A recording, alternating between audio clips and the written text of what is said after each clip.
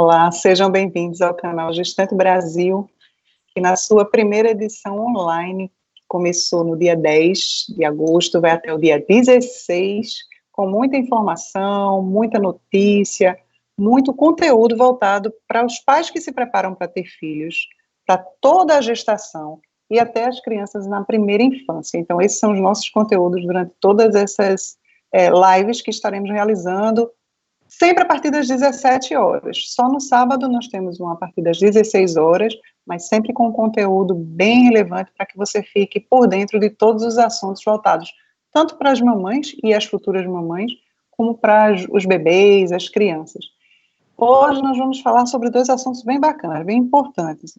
Principais queixas na gravidez e como conduzir. E hipertensão na gravidez. Boa noite, doutora Adriana, como vai?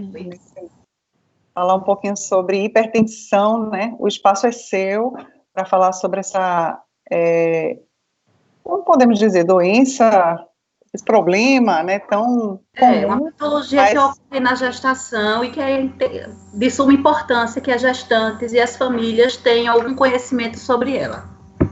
Verdade, pronto. Nós já estamos com seu material. Quer tentar compartilhar a página também? Pronto. Essa tecnologia hoje ajuda bastante, mas a gente acaba, né, muita informação. Assessor de 20 anos ajuda muito. Mas eles ajudam mais, são bem mais high-tech, como nós conversamos numa das lives de hoje. Pronto. Fique à vontade, o espaço é seu. Nós vamos alternando entre a sua apresentação e seu rosto, né, sua fala novamente, para ter essa maior interatividade. Tá bom? Posso começar? Pode começar. Vamos voltar para o seu rosto e aí, quando necessitar da sua apresentação, voltamos para a tela. Tá, joia. Bem, boa noite, sou a Adriana Cavalcante, médica ginecologista. Doutora Adriana, só um parêntese, tem uma janelinha que está com o meu rosto aí, ou pode fechar, né, ou arrastar ela para o lado. É da sua tela. Vinícius, tira aqui. Pode ser o rosto dela aqui também, quando voltar. Eu prefiro o meu, cadê o meu? Põe meu rosto. Tá, ok. Vamos. Tem como colocar o meu rosto, não? Não, nesse caso não, porque nós temos 3 telas hoje. Então nós 3. Mas aí a gente fica alternando entre a sua apresentação e a tela. Não, mas vão lhe ver também. Tá. Então, nós vamos falar sobre hipertensão e gestação. Boa noite, sou Adriana Cavalcante, médica ginecologista e obstetra da Clínica Isis Medicina Feminina. E estamos nesse evento, na nossa primeira ciranda virtual, em parceria com o evento Gestante Brasil. Por que falar sobre hipertensão na gestação?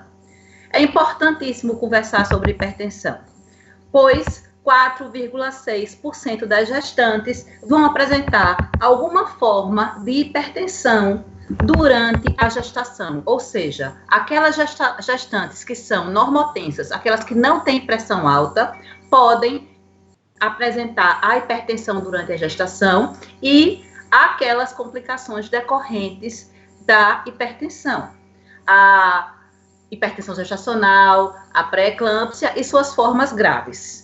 Certo? Por que conversar sobre a hipertensão também?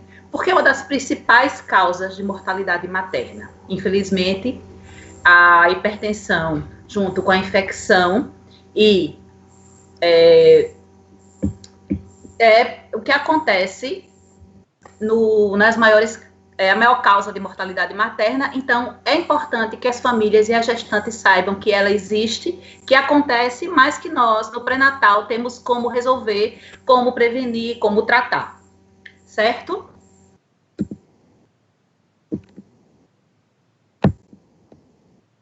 Passa.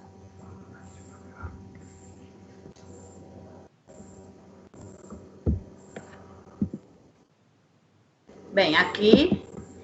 Durante a gestação, nós podemos classificar a hipertensão como uma hipertensão crônica. É aquela mãe que já antes de 20 semanas de gestação, ela já chega no consultório, naquela primeira consulta, apresentando uma pressão em torno de ou acima de 14/9. Então, aquela mãe que já chega com a pressão acima ou igual a 14/9 em uma primeira consulta, abaixo de 20 semanas, ela já tem o seu diagnóstico de hipertensão crônica. A hipertensão também pode se apresentar na gestação como hipertensão gestacional. É aquela mãe que chega próximo do segundo trimestre, com 20 semanas de gestação, e aí os seus níveis pressóricos vão subindo. Então, aí você tem o diagnóstico da hipertensão gestacional. A pré-eclâmpsia, ela aparece realmente no final da gestação, no terceiro trimestre, acima de 34 semanas. Então, é aquela mãe que vem cursando, às vezes, com hipertensão gestacional, ou vem cursando bem, e de repente, com 34 semanas, principalmente, ela desencadeia um quadro hipertensivo. E, decorrente desse quadro hipertensivo, aparecem as complicações. Complicações maternas, que são aquelas formas graves de pré-eclâmpsia, e complicações no feto, certo? Então, 12 a 25% desses bebês vão ter uma restrição no crescimento, ou seja, eles vão nascer com um peso menor do que eram para nascer, por conta da insuficiência da placenta causada pela pressão alta, e 15 a 20% desses bebês nascerão prematuros, certo? Então, acontecem também complicações para o feto, complicações como pouco ganho de peso e prematuridade. Então, são essas complicações que nós tentamos melhorar, Qual é o papel do pré-natal? O pré-natal, ele vai identificar, ele vai orientar, ele vai tratar, ele vai organizar essa gestante e essa família para que a gestação ocorra da melhor maneira possível, aparecendo hipertensão ou não durante essa gestação. O que é feito no pré-natal? No pré-natal, nós temos uma anamnese, que é aquela conversa que nós temos com a gestante durante a sua primeira consulta. Nessa anamnese, nessa conversa com a gestante, nós fazemos várias perguntas. Nós pegamos todo o histórico familiar dessa paciente, nós pegamos os históricos das gestações anteriores e todo aquele histórico pessoal de todas as doenças que aconteceram com essa paciente. E fazemos um exame físico detalhado para que já se comece a pensar em possibilidades de diagnóstico, certo? E, obviamente, orientamos a paciente a partir dessa anamnese, dessa conversa completa com a paciente e o exame físico. Quais são aquelas gestantes que têm maior chance de desenvolver a hipertensão na gravidez? São aquelas pacientes que nunca tiveram filhos, aquelas chamamos de nulípara, aquelas pacientes com idade acima de 40 anos, aquelas que têm um índice de massa corpórea acima de 25 a 30, certo? Aquelas que têm história prévia, antes tiveram em outra gestação pré-eclâmpsia, história familiar de pré-eclâmpsia, mãe, irmão. Aquelas que têm hipertensão crônica, obviamente, têm uma chance de desenvolver a pré-eclâmpsia, elas já começam a gestação com hipertensão crônica, com os níveis tensionais pressóricos aumentados. Aquelas que têm doença renal, diabetes, aqueles que têm lúpus, que é uma doença sistêmica, aquelas pacientes que têm trombofilia, aquelas pacientes que já vêm com todo esse histórico de doenças prévias, têm uma maior chance de desenvolver a pré-eclâmpsia, a hipertensão gestacional, depois uma pré-eclâmpsia durante a gestação. Pacientes com diagnóstico de hipertensão crônica na primeira consulta. O que fazer? Bem, é aquela paciente que já conhece a sua doença, já provavelmente vem de um acompanhamento com um cardiologista e muitas vezes já usa um hipotensor. Então, o que vai ser feito? Vai ser regulado, vai ser organizado o hipotensor adequado para a gestação, vai ser feita uma nova consulta com o cardiologista para que ele saiba que ela está grávida e que possa manter o manejo numa interação cardiologista e obstetra, e o nutricionista também é fundamental para que aconteça uma dieta adequada para essa gestante, que muitas vezes já tem algum comprometimento renal. Como dar o diagnóstico de hipertensão gestacional ou de pré-eclâmpsia? É importante que se entenda que o diagnóstico de hipertensão gestacional ou pré-eclâmpsia é dada a partir da 20ª semana da gestação. Antes disso, se a pressão estiver alta, relembrando, ela é hipertensa crônica. Então, a partir do 2º trimestre da gestação, se você tem a pressão elevada, nós temos o diagnóstico de hipertensão gestacional ou pré-eclâmpsia. Hipertensão gestacional, a pressão alta, mas não tem proteinúria, ou seja, proteína na urina. E pré-eclâmpsia, você tem a pressão elevada, mas com proteína, edema, outras coisas a mais que na hipertensão gestacional. São feitos os exames principalmente por função renal, função hepática, o hemograma. Nós acompanhamos essa paciente com ultrassom, com Doppler, para avaliar se esse bebê está crescendo de maneira adequada. A partir de 28 semanas, nós realizamos Doppler para justamente rastrear a restrição de crescimento. Aquela paciente que está ganhando peso, muito peso, aquela paciente que está com aumento da pressão arterial e edema. Então, todo esse conjunto de fatores, de alteração de exames laboratoriais, alterações de ultrassom, aumento de peso, aumento da pressão e edema, é verificado no pré-natal e, então, é visto que essa paciente tem ou já o diagnóstico ou já está se encaminhando para um diagnóstico de hipertensão gestacional ou pré-eclâmpsia. O que pode acontecer com a gestante? Realmente, doutora, o que é que pode acontecer comigo? Aquela paciente hipertensa crônica, ela pode, na gestação, ter um descompensamento da hipertensão, obviamente, e pode ter a pré-eclâmpsia associada à hipertensão crônica, o que nós chamamos de hipertensão agravada pela pré-eclâmpsia, certo? A hipertensão gestacional, ela pode desenvolver a pré-eclâmpsia, que vai se acontecer a proteinúria junto com a pressão alta. E decorrente da pré-eclâmpsia, o que pode acontecer? Você pode ter a prematuridade e a restrição do crescimento do bebê. Então, a gestante tem que estar informada e orientada que ela pode cursar com prematuridade, restrição de crescimento do bebê e complicações hipertensivas. Como prevenir? Bem, nada melhor que um pré-natal. Um pré-natal baseado numa história clínica, certo? E no exame físico. É a melhor prevenção. Você vai saber o histórico daquela paciente e o potencial que ela vai ter de desenvolver as patologias hipertensivas. O diagnóstico precoce, que é feito com pré-natal efetivo, um segmento adequado de pré-natal.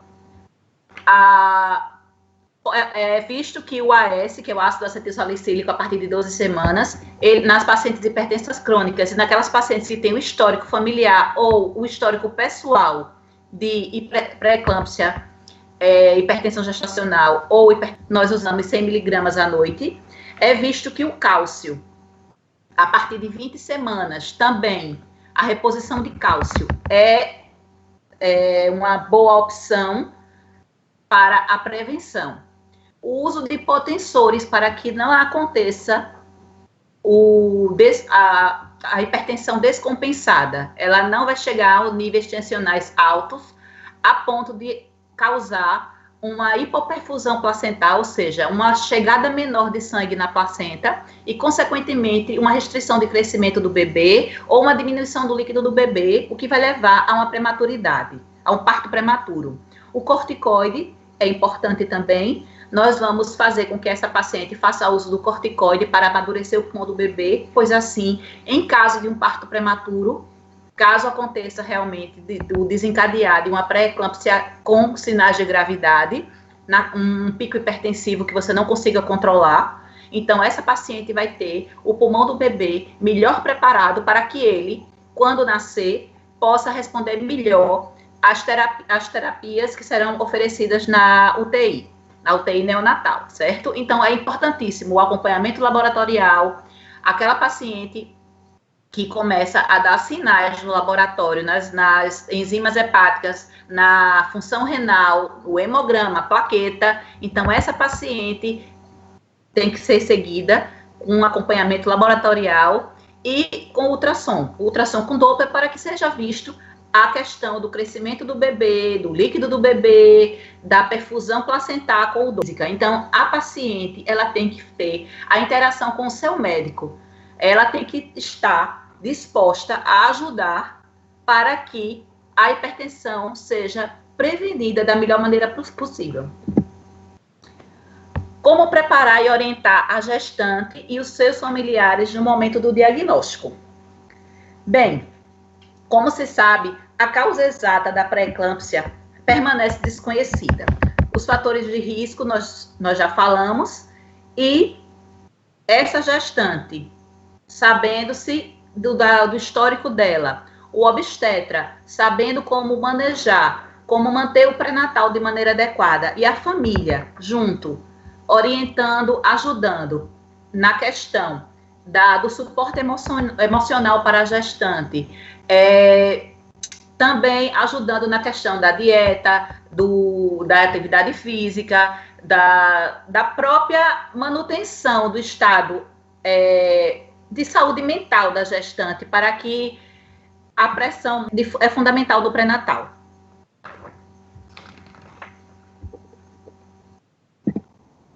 Bem, eu gostaria de agradecer, certo? Espero que minhas palavras tenham ajudado para que haja uma desmistificação sobre a hipertensão na gestação, que não tem jeito, não, tem. Ela pode ser diagnosticada, ela pode ser prevenida, ela pode ser tratada, e quando acontece algum problema maior, o obstetra tem que estar organizado junto com a família tem que estar sabendo o que vai acontecer, para que essa gestação seja levada e tenha o seu término da melhor maneira possível.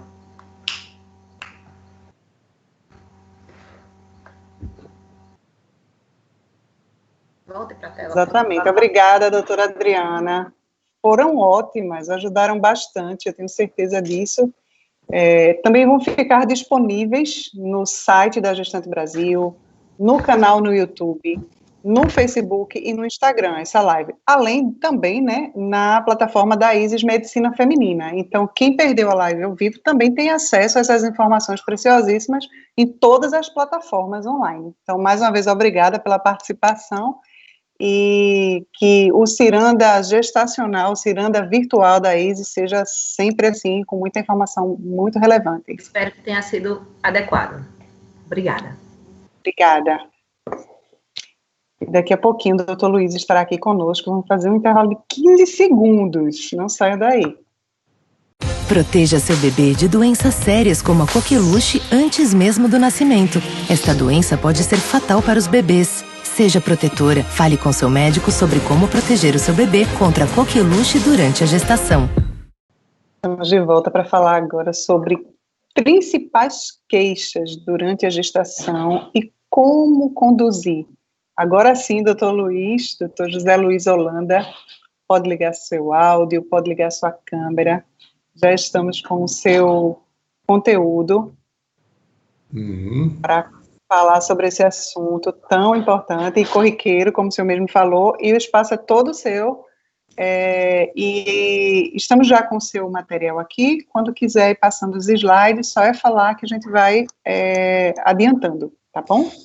Ok, então recomeçando, vamos desejar de novo boa noite a todos. Me desculpem pelo problema técnico aqui, que eu realmente me enrolei um pouquinho, mas quero agradecer a paciência e a compreensão de vocês. Estou aqui em nome de Isis Medicina Feminina, que é a nossa clínica, com o apoio da Gestante Brasil, fazendo nossa primeira ciranda virtual. O meu tema são as principais queixas na gravidez, que são inúmeras, na verdade, apesar de a gente ter em mente que a gravidez não é doença, né? Mas o consultório do obstetra é um poço de lamentações. Então, vamos começar com o primeiro slide. Eu, como tinha dito antes, eu subdividi a gestação em 3 períodos específicos, onde a gente visualiza nesses 3 períodos, em cada um desses 3 períodos, as principais queixas que chegam ao nosso consultório. A primeira coisa que a gestante chega no consultório a reclamar é o atraso menstrual. Obviamente, não é uma queixa, e sim uma constatação de que a menstruação atrasou, e com isso existe a possibilidade da gestação. Na maioria das vezes a gente já recebe a paciente hoje com o teste de gravidez positivo, né? Ou os testes de farmácia, ou ela mesma vai no laboratório, porque não tem paciência de ficar esperando pelo médico fazer a solicitação, e já nos traz o exame positivado. Então, começam aí as queixas mais comuns do primeiro trimestre da gestação. Mastalgia, dor mamária, muito comum. Em geral, a mastalgia ela está presente também no período pré-menstrual. Isso é um fator de confusão muito grande às vezes. As pacientes chegam e dizem: doutor, eu estou com o meu peito doendo muito. Será que eu estou grávida? Antes mesmo do atraso menstrual, já pode acontecer essa mastalgia em algumas pacientes com mais intensidade do que em outras.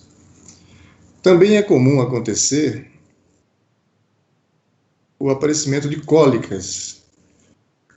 Geralmente, no início da gravidez, existem cólicas leves, esparsas, que não comprometem a vida normal da gestante, né? Isso não precisa, geralmente, de medicação, a gente não precisa ficar fazendo remédio para qualquer coisa que a gestante se queixe também, porque senão a gente vai entupir ela de remédio num momento crítico da gestação, que é o primeiro trimestre, onde o bebê está em formação, o sistema nervoso em formação. Então, quanto menos droga a gente usar, melhor. A gente vai medicá-las quando as queixas forem intensas, forem acentuadas, realmente prejudicando a sua vida normal. Para as cólicas, a gente pode fazer a abordagem com alguns antiespasmódicos, alguns analgésicos comuns, e sempre deveremos evitar drogas mais complexas, como, por exemplo, os anti-inflamatórios, por exemplo, ibuprofeno, que se usa muito para cólica menstrual, né? Diclofenaco, dentre outros, não devem ser utilizados de maneira alguma durante a gestação. Outra queixa mais frequente são as náuseas e os vômitos. Náuseas leves, geralmente, na grande maioria, mas em alguns casos muito acentuadas, levando até a vômitos incoercíveis que não conseguem ser, que não são interrompidos com medicação, que às vezes precisam até de internamento hospitalar para que sejam debelados. Somente vamos usar medicação para náusea se a náusea realmente comprometer a alimentação, a nutrição da gestante. Senão, a gente não vai precisar fazer isso. Salivação excessiva, que é a cialorreia, geralmente está acompanhando esse momento de náuseas e vômitos. Então, é preciso que a gente tenha consciência de que essa paciente ela vai precisar de ajuda, porque a cialorreia, socialmente, ela é terrível, né? A salivação excessiva, ela está enjoada, está nauseada, não consegue deglutir essa saliva e não pode ficar cuspindo em público toda hora, que é uma coisa horrorosa. Então, essa paciente ela precisa muito de ajuda, realmente, precisa dessa abordagem técnica. Não adianta também ficar usando um monte de antiemético um em cima do outro, como eu já vi algumas pacientes usando 3 antieméticos ao mesmo tempo, 3 remédios para vômito, para enjoo ao mesmo tempo. Uma somação de efeitos terrível que não vai ajudar, não vai resolver. Muitas vezes essa paciente precisa apenas de uma internação para fazer uma hidratação boa, um remedinho para vômito específico, e depois que cessar, ela vai voltar ao seu convívio social normal. Quando você está muito enjoado e salivando muito, geralmente você tem falta de apetite, né? Você simplesmente não tem fome para nada. Então, é muito comum acontecer no início da gestação, principalmente quando existem náuseas e vômitos acentuados, perda de peso. Algumas pacientes ficam, onde eu estou? Meu bebê não vai se alimentar? Vai sim. Ele vai continuar se alimentando normalmente. Não precisa se preocupar se você perder 1 quilo, 1,5 quilo, 2 quilos durante 2 meses, porque o bebê continua sendo nutrido, porque antes do bebê ficar com fome, você vai ter fome demais. Se a paciente tem náuseas, vômitos, salivação, falta de apetite, come pouco, muito provavelmente ela vai ficar também sonolenta, com uma fadiga importante e muitas vezes tendo tonturas. Então, isso é uma consequência das coisas, né? Então, uma das coisas que a gente mais ouve no consultório é: o sono é terrível. A natureza é muito sábia, né? A natureza sabe que a mamãe, quando tiver seu bebê, vai passar muitas noites sem dormir. Então, a natureza quer que ela durma muito agora, só que a mãe agora trabalha fora. Então, ela não pode mais dormir como ela gostaria.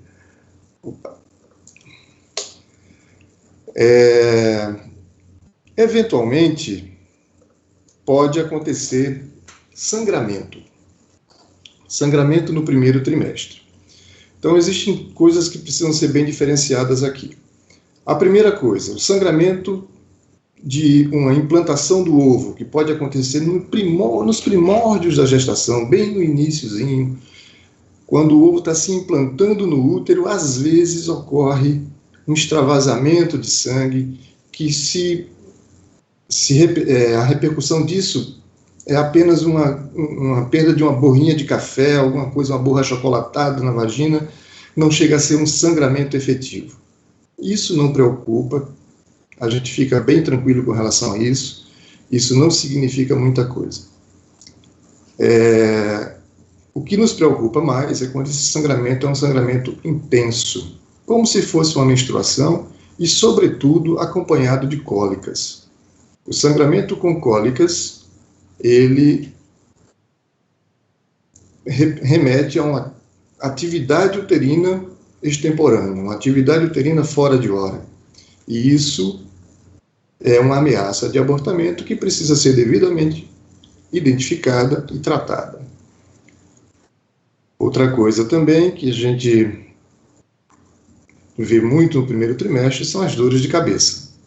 Principalmente naquelas pacientes que já estavam acostumadas a ter TPM, cólicas importantes. Então, no iniciozinho, essas pacientes, enxaquecas prévias, pacientes que tinham muita enxaqueca, continuam tendo essas enxaquecas no começo da gravidez. O tratamento da enxaqueca nessa fase, ela muda um pouquinho, porque a gente não pode ficar utilizando os anti-enxaquecosos clássicos, né, que tem muita cafeína, né, porque isso pode realmente trazer prejuízo na circulação da placenta que está ali se formando. Então, a gente tem que fazer outras abordagens com outros tipos de analgésico. Eu estou tentando aqui não falar muito de nome de remédio, até para evitar que as pessoas, ao me ouvirem, comecem a tentar fazer automedicação. Isso não é uma coisa muito legal, principalmente numa gestação inicial, onde se deve realmente ter muita parcimônia com o uso de remédios. Bom, esse é o que a gente vê de mais frequente no primeiro trimestre, nessas primeiras 14 semanas. No segundo trimestre, nós temos possibilidades de acontecimento de sangramentos, onde a gente vai precisar fazer o diagnóstico causal desses sangramentos, diferenciar um sangramento da ameaça de abortamento, de sangramento de uma ferida no colo do útero, por exemplo, né, uma cervicite importante, que pode sangrar na gestação por conta da congestão da cervice uterina. E também observar se essa placenta não está se formando baixa demais, ou seja, como nós chamamos placenta prévia. A placenta prévia é uma das causas mais frequentes de sangramento durante a gestação especialmente a partir do segundo trimestre, e é uma das causas de parto prematuro, por conta da necessidade de interrupção precoce da gestação. Então, é muito importante o diagnóstico diferencial desses sangramentos, para a gente não perder o bonde da história e acabar permitindo que haja um decesso fetal. A forma como se faz o diagnóstico desses sangramentos, basicamente é pela ultrassonografia e pelo exame físico especular, onde a gente coloca o aparelhinho, aquele mesmo aparelhinho da prevenção, para olhar o colo do útero, para eliminar a possibilidade de haver feridas ou pólipos, que são tumorizinhos benignos que acontecem no colo do útero. Dores pélvicas. Bem, o útero está crescendo, ocupando espaços, aumentando sua área. Ele está comprimindo bexiga, ele está comprimindo o intestino, ele vai fazendo com que todos os órgãos ao seu lado sejam comprimidos. Resultado: muitas mulheres podem ter dores pélvicas, especialmente aquelas que têm mais flatulência, que têm mais gases, tá? Então, você tem um incremento dessas dores nas pacientes que têm prisão de ventre, por exemplo. Tá? A constipação intestinal, a prisão de ventre, é uma das causas de dores pélvicas também durante a gestação. O tratamento básico das dores são os analgésicos mais comuns, né? Isso o obstetra vai prescrever e vai avaliar o efeito desse analgésico sobre essas dores. No caso da prisão de ventre, muito importante a orientação da dieta, ou seja, reavaliar a nutrição da gestante para que ela realmente faça uma dieta saudável, que promova o melhor funcionamento do seu intestino, né?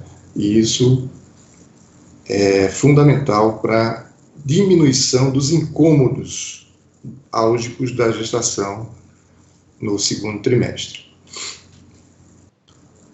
Infecções urinárias. Pacientes que já têm normalmente infecções recorrentes podem realmente ter mais infecções do que as mulheres que não têm essas infecções recorrentes previamente. Lembrando que as infecções urinárias são a causa mais frequente de parto prematuro, portanto, elas precisam ser atacadas de forma adequada, tratadas corretamente, entendeu? E o obstetra tem que estar atento a essas alterações para que a sua gestante não tenha maior risco de antecipação do parto.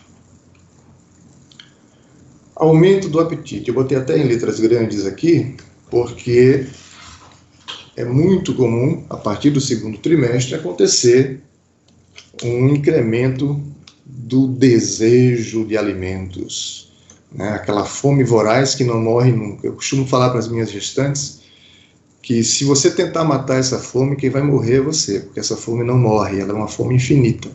Então, não tente matar essa fome, pelo amor de Deus. Coma sempre com moderação. Primeiro, porque vai aumentar o peso. Segundo, porque esse aumento de peso excessivo, o apetite voraz, geralmente com alimentos não muito adequados, como doces e massas, podem aumentar o risco da diabetes gestacional, que é uma doença extremamente séria na gestação, que pode trazer consequências muito graves, tanto para a mãe como para o bebê. Dores lombares. As dores lombares no segundo trimestre não são tão comuns nas pacientes mais esbeltas. Elas, a não ser que já tenham algum problema de coluna prévio, uma escoliose, um desvio, né? Aí sim. Mas nas pacientes que são mais rechonchudas, pode apostar. Essa dor nas costas ela vai acontecer muito mais cedo do que nas gestações normais, porque no terceiro trimestre é muito comum, pelo próprio peso da barriga, pela mudança de postura que a gestante adquire ao andar, as dores lombares são muito frequentes. Muitas infecções urinárias cursam com dor lombar. Então, é um diagnóstico diferencial que precisa ser feito para a gente não ficar achando, sua dor nas costas é por causa da barriga. Nem sempre. Muitas vezes, essa dor lombar é uma repercussão de uma infecção urinária, às vezes até subclínica, que ela não tem ardência, não tem queimação, não tem nada, mas ela tem dor nas costas. Então, precisamos estar bem atentos com relação a isso. Azia e pirose. Em geral, já no final do segundo trimestre, já perto das 28 semanas, começa a haver uma compressão do estômago pelo fundo uterino. Ou seja, já existe uma preguiça natural do sistema digestivo da grávida por conta da progesterona. Ele já fica muito mais lento, muito mais... funciona de forma muito mais devagar. Se a paciente se alimenta mal e, juntando a isso, vem a compressão do útero sobre o estômago, fatalmente vai haver refluxo. E havendo refluxo, nós teremos a presença da azia e também a queimação, que é a pirose, tá? Isso vai precisar ser tratado muitas vezes. Voltando a falar da importância da alimentação nesse sentido. Antes de remédio, dieta. Organizar bem a dieta, mastigar bem os alimentos, comer devagar, eliminar o líquido durante a refeição. Isso é muito, muito importante. E, finalmente, chegamos no final da gestação, ou nos 3 meses finais da gestação, que é o terceiro trimestre, onde a gente vai ter um incremento das dores lombares, por conta justamente da questão postural. Pacientes que já têm problemas de coluna vão sofrer um pouco mais. Isso é uma coisa muito natural na gravidez, essas dores lombares no final. Falta de ar, principalmente deitada de barriga para cima. A gente chama de dispneia de decúbito. Essa falta de ar ocorre porque existe a compressão do útero sobre uma veia importante que passa embaixo dele, que é a veia cava inferior. Com isso, vai haver uma mudança no retorno venoso para o coração. O coração começa a não receber tanto sangue quanto deveria e começa a gerar uma falta de ar muito frequente, que vai ser melhorada rapidamente com o paciente virando de lado, geralmente virando para o lado esquerdo, que é o mais recomendado, embora algumas pacientes se sintam melhor virando para o lado direito. Mas como medicina não é matemática, a gente aceita tudo, desde que ela fique bem. É importante ela se sentir bem.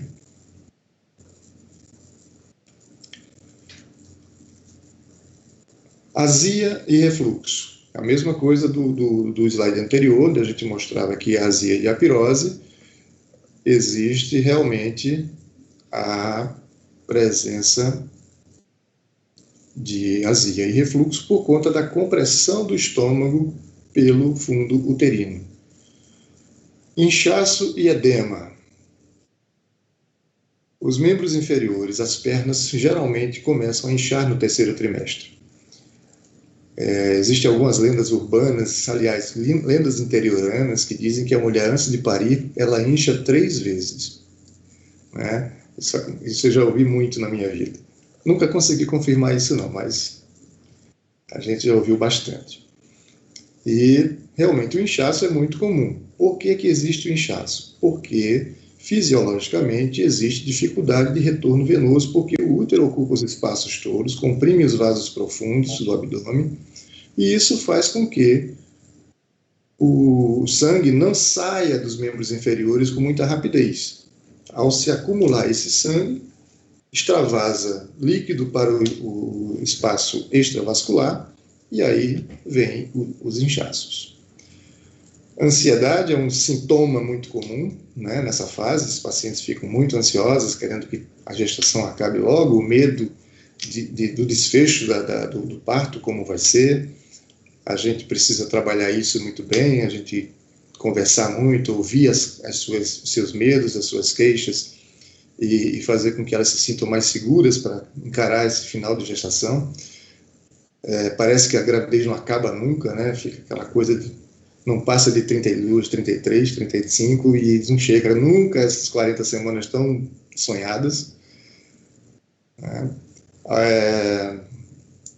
Juntamente com os inchaços, as varizes dos membros inferiores e da vulva podem proliferar bastante nessa fase, pelo mesmo motivo, pela retenção de líquido, pela dificuldade de fluxo de sangue, e se a paciente já tiver uma tendência, ela vai desenvolver muitas varizes. Outra coisa importante é o uso aqui das meias elásticas. A atividade física é uma coisa muito boa, que já deveria estar sendo feita desde o início da gestação, principalmente caminhadas, alguns exercícios para trabalho muscular específico, tudo aeróbico, nada de impacto,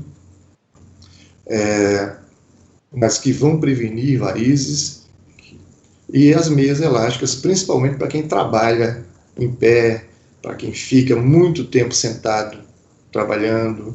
Então, vale a pena realmente esse tipo de prevenção. Doutor Luiz, oi? Eu vou interagir só um pouquinho para dizer que já estamos quase no finalzinho da nossa live. Estamos com o tempo certo. Já chegando no fim, viu? Mais um minutinho. Tá ótimo. Juntamente com as varizes, a gente tem também as hemorroidas, especialmente nas pacientes que têm prisão de ventre, né? E a prevenção dessas hemorroidas ela é tão difícil quanto a prevenção das varizes, e você consegue melhorar bastante isso aqui com a dieta e com o decúbito lateral, diminuindo a pressão sanguínea da região pélvica. Estrias e celulites é o pavor de todas as mulheres. Quanto mais se come, e come errado, mais estrias, mais celulites. Quanto mais se engorda, mais chance de tê-las. Então, voltamos à estaca zero, que é a alimentação. Precisamos cuidar da alimentação desde o início e uma hidratação bastante eficiente. Muita água para promover a elasticidade dos tecidos. E os corrimentos vaginais, que são outras coisas, é uma queixa que, na verdade, está presente nos 3 trimestres da gestação, e esses corrimentos precisam ser diagnosticados. Existem corrimentos que são fisiológicos, que são naturais, são corrimentos que não precisam de tratamento, e outros que vão necessitar terapêutica específica, sobretudo aqueles que são sintomáticos, com coceira, ardência, odor desagradável, etc. Bom, eu acho que o tempo já acabou. Agradeço a todos pela paciência e obrigado por terem me aturado por esse tempinho. Um grande abraço. O Luiz não foi aturado de jeito nenhum. A palestra é ótima, as informações super relevantes. Com certeza nós gostaríamos de ter mais tempo e teremos outras oportunidades, porque realmente é assunto corriqueiro corriqueiro e relevante. Então, nós agradecemos a participação do Dr. Luiz, do Dr. José Luiz de Holanda, ginecologista, obstetra da clínica Isis Medicina Feminina, que hoje, de ontem até sexta-feira, todos os dias às 19 horas, com o Ciranda Virtual. Obrigada, Dr. Luiz, mais uma vez. Eu que agradeço. Um grande abraço.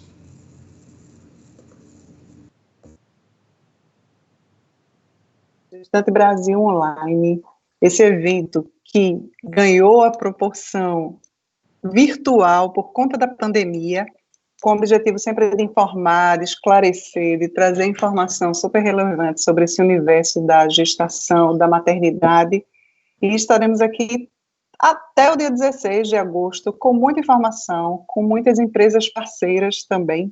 Quero apresentar um pouquinho dessas empresas parceiras conosco, a Puro Mel, que estará conosco aqui daqui a acho que amanhã, Puro Mel, ela que faz quadros em aquarela, é uma dentista que descobriu nas artes plásticas a paixão pela aquarela. A Poupé Baby de Carol Maciel, que também é doula, também é consultora, Baby Organize, e vai dar uma super oficina para a gente de Chantala, a Les Meringues, que é outra profissional de outra área de TI que descobriu na gastronomia uma paixão, como ela diz, né, quando ela veste a turma, ela se sente empoderada, então vai trazer também dicas preciosas. A Vacine Clínica de Vacinação esteve conosco falando sobre a importância da vacinação durante a gestação, antes, durante e após a gestação e para os bebês e crianças. Também falará um pouquinho sobre a volta às aulas nesse período de pandemia. Control Play, Escola de Programação e Robótica, também super informando sobre a importância da tecnologia bem aplicada na vida das crianças. E a Luz Bela, artesanato. A gente vai soltar um vídeo da Luz Bela para vocês agora conhecer um pouquinho o trabalho dessa contadora chamada Raquel. Eu me chamo Raquel, da Luz Bela Artesanatos, eu sou fundadora. Ela iniciou em 2012, com a necessidade que eu tinha de ficar mais próxima à minha filha. Sou contadora de formação, né, fui formada em contabilidade, mas desde 2012 eu estou trabalhando para a felicidade e alegria de mães e filhos, através do meu trabalho, com feltro e tecido. Eu sou completamente apaixonada pelo mundo do feltro e também pelas possibilidades que o tecido tem de encantar cada uma das pessoas, cada um dos meus clientes e amigos. Então, se você gosta de sonhar, vem sonhar com a Luz Bela você também. O Gestante Brasil Online agradece a sua participação, a sua interação e fique ligado em toda a nossa programação. Visite o site www.gestantebrasil.com.br, clica lá em programação, você vai ver que cada dia da semana tem uma série de lives com a sua descrição, foto, dia, horário, e você acompanha todas as nossas participações tão relevantes. Estamos online também, simultaneamente nas redes sociais, Instagram, Facebook, YouTube. Clica no sininho do YouTube para receber nossas notificações, curte e compartilha, no Instagram também, faça total interação para que a gente possa também ter acesso às suas informações, mandar sempre um vídeo, mandar essa interação dos nossos participantes. É isso. Então, até o próximo encontro.